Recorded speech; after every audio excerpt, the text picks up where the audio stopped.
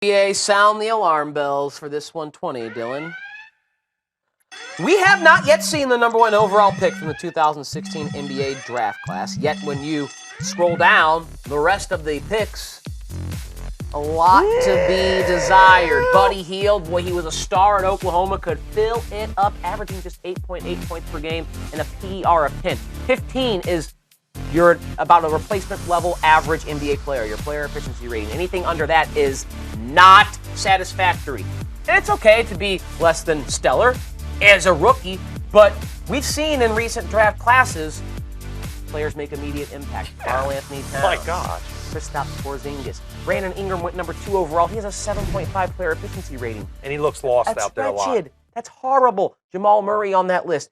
The draft class is going to be saved by someone who was picked 3 years ago, Joel Embiid, technically a rookie. He is going to run away with the Rookie of the Year award. And again, Ben Simmons, the number 1 overall pick, Embiid's teammate, we haven't yet seen play because of injury. Is this draft class a bust, overreaction, or not? I think it's an overreaction. It's a little too soon, but it's heading in that direction. It's marching its way down bust lane, and I think it's tough because so many players, like you mentioned, have broken the league and shown mind-bogglingly so that they could just emerge in the league right away and come in and impress and drop huge numbers. What Cat did last year, and to follow that Rookie of the Year campaign with what Big Cat's doing this year, Karl Anthony Towns has been incredible, and so many of the guys have been incredible.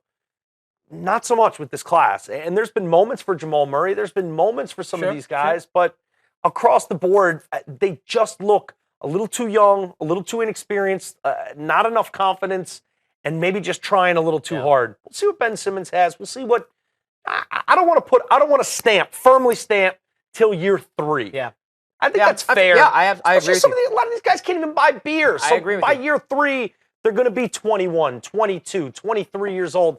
And that's a more fair assessment point to say, not a great class, or, the 03 class. We do this far too often in sports media. It gives us something to talk about. Yeah. I understand that. But in the NFL, in the NBA, we want instant gratification. We want rookies to come in and perform right away like Ezekiel Elliott did. And that will happen. Yeah. Some players are going to do that. But just because a player comes in his first year and looks like a rookie, that is not a damning statement on the rest of that player's career. Right. You can have growth. You can have players develop into something more later on down the line.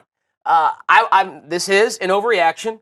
I will say this, though. When you look at next year's incoming draft class, if we get the one-and-dones we figure in the college game, it appears on paper to be far more talented, far deeper, especially at the guard position. I mean, if you're looking for a point guard, start losing games right now, because that lottery is going to be stacked with point guards that could change your franchise.